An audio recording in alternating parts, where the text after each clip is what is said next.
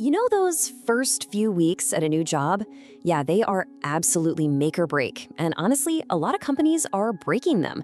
But what if there was a simple tool that could fix one of the most expensive problems any business faces? Well, today we're digging into the power of listening right from day one and why it's a total game changer for keeping your best new people. So let's start with the big, high-stakes question that probably keeps a lot of managers up at night. You go through all the trouble to find and hire someone amazing. So why do so many of them turn right back around and walk out the door almost as soon as they've arrived? The number is just staggering, 20%. That's 1 in every 5 new hires gone within the first 45 days. Just let that sink in for a second. Before they're even really unpacked, they're already thinking about their exit. This isn't just a small leak in the boat, it's a huge hole in your talent pipeline. So what's the main culprit here? Well, it's pretty clear. A broken, often set-it-and-forget-it onboarding process. I mean, the data from Gallup is really telling. A tiny 12%, just 12, of employees think their company does a great job with it. That's not a great report card. This brings us to what we can really think of as the 45-day danger zone. This isn't just some casual adjustment period. For a lot of companies, it's the single highest risk window for losing that brand new employee you just invested in. And this quote really hits on the human side of the whole thing. This isn't just about forgetting some paperwork. It's about a person feeling lost or completely unsupported. When that happens, all that initial excitement just sours into frustration, and that new hire starts asking themselves, did I make a huge mistake? Getting this part wrong costs more than just money. It crushes morale and productivity. Okay, so how do we fix this? The solution really begins with a simple but profound shift in mindset. We need to stop talking at our new hires and start listening to them. It's all about taking their pulse and doing it often. And this is the tool that makes it happen, the Onboarding Pulse Survey. Now forget everything you know about those long, painful annual surveys that nobody wants to fill out. A pulse survey is the complete opposite. It's short, maybe just 2 or 3 quick questions. And it's sent at just the right moments to get a snapshot of how a new hire is really feeling right now. It's all about immediate, real-time insight. And the key here is the timing. This isn't random. There's a real strategy.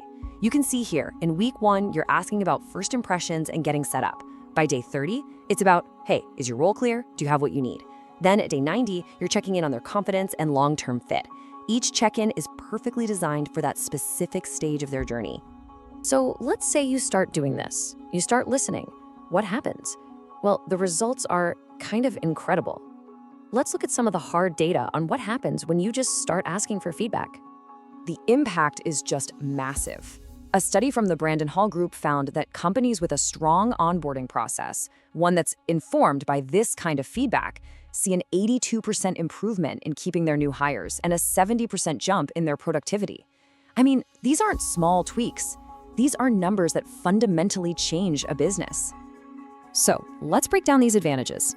First, you get to make real-time fixes. A small IT issue or confusing process can be solved before it spirals into a reason to quit. You can also catch red flags and spot those new hires who are struggling but might be too quiet to say so. And maybe the biggest one, the simple act of asking for feedback, it boosts a new hire's feeling of connection by a whopping 91%.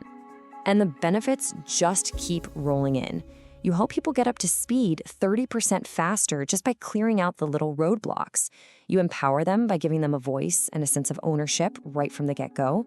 But my favorite might be the long-term win.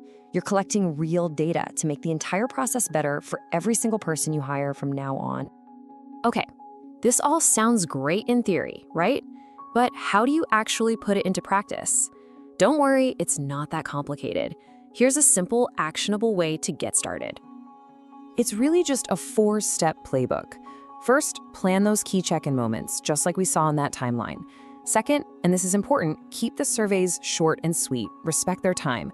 Third, and listen, this is the most critical part of all, you absolutely must act on the feedback. Nothing kills morale faster than asking for opinions and then doing nothing. And finally, share what you've learned. Close the loop. Show people that their voice actually led to change. Because, when you really get down to it, this isn't just about a new tool or another HR process. It's about something so much bigger. It's about building an entirely different kind of workplace. And the contrast between the old way and the new way is, well, it's night and day. You're moving away from a rigid one-way info dump where you only find out about problems when someone is quitting. Instead, you're creating a dynamic, two-way conversation, a continuous improvement loop where problems get solved in week 1, not during the exit interview. So here's the bottom line. An onboarding pulse survey is not just a survey. It's a signal.